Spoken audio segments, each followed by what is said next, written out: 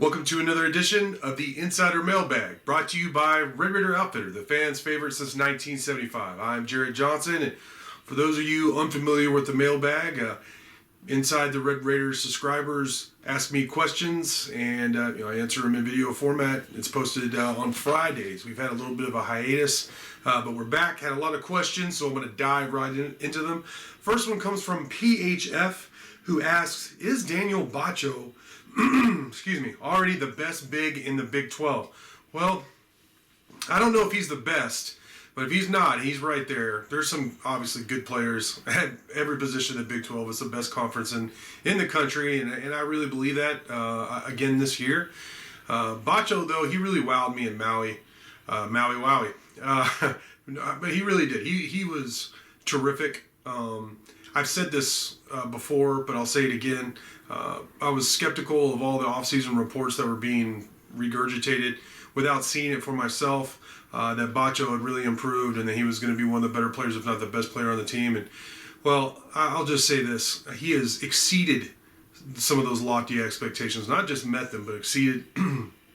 He's been terrific. 13 points, 8 rebounds, almost 2 blocks, steal a game. In Texas Tech's 5-2 start, and he was great in Maui. If everybody played like Batcho in Maui, they would have won the championship. So if he's not the best, which I don't know if I'm prepared to say that, he's right there. He's among the very best bigs in the Big 12, and I stand by that. I think he's going to have a terrific year. Class of Air Raid wants to know, when should we expect to start seeing transfer rumors start up about with Tech inbound? Yeah, they're recruiting some guys, followed some guys who are already in the portal on Twitter, seen that, heard some things. I'm going to post a whole thread this weekend. That's going to be my big project this weekend since there's no football game. Just players going out, what positions Tech is looking for, and some of the targets that the coaching staff are going after. I'll tell you right now that offensive line, defensive line, receiver, probably linebacker, and definitely DB are all targets, I think, when it's all said and done. And I've talked with some people about this. There's probably going to be 7 to 10 spots available when it's all said and done. So, look for that this weekend starting up, and then I'll have a running thread going through the whole offseason. The next question comes from Seaballs20, who says, did the Ohio State game concern me, and was it more of a blip on the radar? He said Tech's Ken Palm adjusted defense dropped from number 6 to number 19 naturally after that game alone. Yeah, it wasn't a great performance, especially defensively, but Ohio State's good. They're now in the top 25. They really impressed me. They're a deep team, veteran team. They have good players at every position. They're big. It's a big team. So, I've always thought since they made the switch from longer guards. I mean, they had Kevin McCullough, a 6'6" guy playing point guard. You had Adonis Arms, 6'5". Some really tall Terrence Shannon, 6'7", out there on the wing as well. You had some really long, lengthy athletes there helping you with your defense. And one of the people who isn't brought up a lot is Marcus Santasilva, who was tremendous, especially in switching onto guards on the perimeter and still being able to D them up. So last year was a special defense. They were the top-ranked Ken Palm defense for a reason. This year they're smaller. They're trying to get better be a better shooting team, a more skilled team, and they're still trying to figure out the right mix in terms of the rotation and just how it's all going to work in terms of being a better, more efficient offense while not being as long on defense. So to answer your question, I wasn't concerned as much by the Ohio State game as just the difference in roster, the change in philosophy, and what it was going to mean for this team defensively. Now, Mighty Joe, who, I respect his opinion about Texas Tech basketball about as much as anyone, he said he thinks this team could be even better defensively. I personally am skeptical of that and talk with him about that, but we'll have to see. It's still early. I know Big 12 play is going to be tipping off later this month, but they're still figuring some things out with a young team, a new team. But ultimately, I think this is more of a top 20 defense rather than the best defense in the country. Now, will the offense be better, that much better as well, to where it's a better team overall? Well, that remains to be seen. We'll have to find out. Turtle Biscuit Boss says, what were some of the highlights from your trip to Maui outside of the great basketball? Yeah, it was great basketball, and that was, as I've said, that's a bucket list item that I got to do. But so was going to Maui just in general. It was a tremendous opportunity. I want to thank Red River Outfitter for really making that happen for me and my girlfriend, Shonda. So we had a great time, and I worked a lot. It was a pretty long commute from where my hotel was to the arena, so that took some time. And of course, I spent several hours working as well, and just being at the games. So we actually decided to spend an extra day in Maui, and it was well worth it. The highlights include just the beauty. I mean, I'm big into going to mountains, and I'm big in going to the beach. And you had mountains or volcanoos, and beautiful beach scenery and water sceneries you could ask for as well. So that was pretty, it never escaped me that I was surrounded by beauty. What a tropical, majestic place we were in. Some of the food, I'm not a big seafood guy, but I did eat some coconut shrimp, which was delicious. The pork, though, some of the pork ribs, and just some of the way they prepared pork and the seasonings and some of the sauces they had with it and everything it was delicious. It was amazing. So just getting away, the whole fish out of water thing where nobody there really knew me other than some tech people, and getting to spend some time with my girlfriend in just one of the most beautiful places on the planet, and getting to spend one day without, even though I loved covering the basketball, but without doing that and spending all day at the beach were some of the highlights. It was just a really great time, and it's something I'll never forget for the rest of my life. Teeny Pepper says, it seems like most of the dudes were on defense this year. It says, who do I think performed better with the pieces they were given, Kitley or DeRuyter? First off, Teeny Pepper is one of the more entertaining posters. He likes to be a contrarian and definitely challenges people, which I think is probably a good thing, just philosophically. But I get that this is probably a trick question coming from him because he always got upset when people criticized Kitley. Well, I think DeRuyter did a better job, though I will say that he, without a doubt, had the more veteran team. Now, there was some, if you look at Tyree Wilson and Muddy Waters and Krishan Merriweather and Malik Dunlap, you can go down the list. They had some really good veteran players on defense, but they had some good players on offense, too. The three quarterbacks, you had two quarterbacks in Tyler Shuck, who I know was hurt for some of it, for a big part of the season, and Adamon Smith, who have already won big games, and then the highest rated recruit in the modern era, and Barry Morton, who's their third quarterback, to sign with Texas Tech. So it's not like the cupboard was bare at quarterback.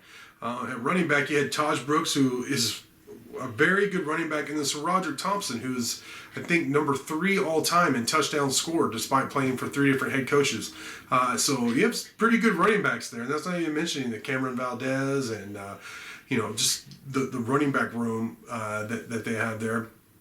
You have a lot of size at receiver, highly rated recruits at tight end, and then you had 2 returning starters at offensive line who underperformed what they had done the rest of their career, with 3 other guys who I thought actually exceeded preseason expectations, 3 or 4 guys at center, and Dennis Wilburn, and then the right side.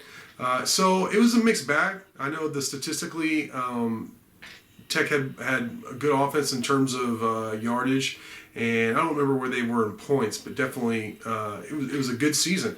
I mean, I'm not gonna sit here and be too critical of anybody, given that Texas Tech finished on a 3-game winning streak, one of the better seasons in the past decade.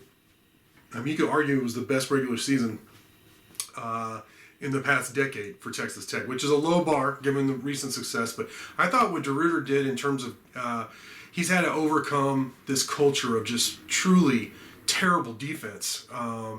And some of the things he did scheme-wise by being multiple, by being aggressive with his cornerbacks up in coverage. And I mentioned this in another video, but the way they disguised what they were doing, especially like the pressure they brought, and where it was coming from and when and all that, I thought that was the best we've seen from a Texas Tech defense in so long. And I also thought the offense put the defense in a lot of bad positions, or the coach with decisions, and they called it putting out fires, and they answered the bell a lot. So stats are one thing, and you can make an argument for what Kitley did offensively, which I thought ultimately he did fine. My big criticism, of course, was I thought that he didn't establish the run enough in early on in some games, which cost the team in fourth quarters. But he adjusted. I thought they did a much better job in most second halves, and he dialed up some big plays. And I think the biggest compliment I could give to Kitley is, during that 3-game winning streak, there were times when Texas Tech had to have a big drive. They had to score. They had to put up points. And he called the right plays, and his players executed. So, I'm not going to sit here and just criticize Kitley. I thought he did a good job, especially for being so young. But if you want to ask me who I thought did better between the two, I'm going to say DeRuyter, even though he had a more veteran group overall. Cuero Raider asks, will we have defensive issues next year due to players leaving or running out of eligibility? You're losing Tyree Wilson, you're losing Krishan Merriweather, so you're losing your best overall player in Tyree Wilson, and the primary guy in terms of applying pressure. You're losing Krishan Merriweather, your leading tackler. You might lose. I don't know what Tony Bradford and Jalen Hutchins are going to do, though they still have eligibility remaining. You're losing Muddy Waters, who I think was an X factor for you. It was probably been under publicized in terms of what Muddy Waters meant to this defense from the star position. So, you're losing some real talent. We'll have to see what Malik Dunlap does as well. And it's going to hurt. But there are some young guys coming up. I think Joe Adidire was, before his career's over, I'm going to make sure I pronounce his last name correctly. But as a true freshman, he came on once he was healthy. There was a couple of young players that I thought impressed, who could step into some roles. I thought Josiah Pierre, who's not necessarily young, but he came on later in the season and showed that he could be a good pass rusher, and maybe he could play that star position for you in a different way. You could use that star position in different ways. Muddy was unique in that he was really good at everything. But I think they've recruited well. I think the staff is going to be a good developmental staff. I really do. I like them as coaches.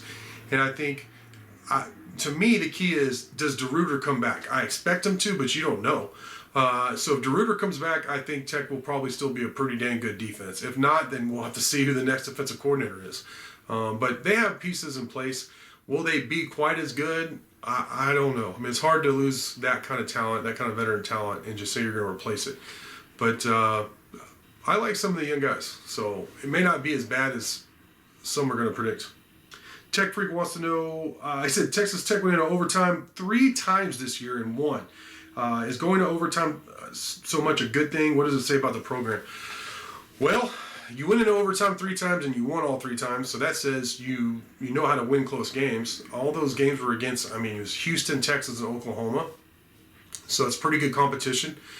Think about how differently we would think about this season if you won only 1 or 2 or none of those overtime games. I think those are games that Tech found a way to win, where I think in the past we would say, we would expect them to find a way to lose. That's just the truth. So, I think what it says is this team has made critical plays and critical moments to win close games against good opponents. I'm not saying they're world beaters, but pretty good opponents. So, is it a good thing or not? I don't know. They led the FBS in terms of overtime wins. This is the most, I don't know if it's the most overtime games, but it's the most overtime wins in Texas Tech football history. So, all's well that ends well, as far as I'm concerned. There are 3 W's, so I'd say it was good for the program, absolutely. Get Your Ass to Mars wants to know which quarterbacks transfer. Is Jake Strong the future? Which bowl match do I want to see most? And is Texas Tech basketball a Sweet 16 again? All right, which quarterbacks transfer? I don't know. Tyler Shuck made those comments about, he seemed to make 2 different comments. One on the radio saying, yeah, he's coming back. And then one where he felt like, some people in the media, and he even said even in this, down the hall in this building, doubted him. So I don't know what that necessarily means. So Shuck is one to watch. Donovan Smith has shown he can be a starting quarterback and win games, big games. He won the bowl game against Mississippi State last year. So that's something to consider as well. he may not want to sit on the bench. And then I do think Baron Morton's coming back, though. I believe Morton will be back. Redshirt freshman, I think he might be the future. Now, Jake Strong, we had him on the Rockin' pregame, met him. I've watched a ton of his film, interviewed him several times. I'm very impressed with the head he has on his shoulders and by his game. So I think you never know till you get a guy on campus. But am I hopeful? Do I like Jake Strong's potential? Absolutely. But, he's got some guys ahead of him. We'll have to see. I don't know for sure who's transferring. So...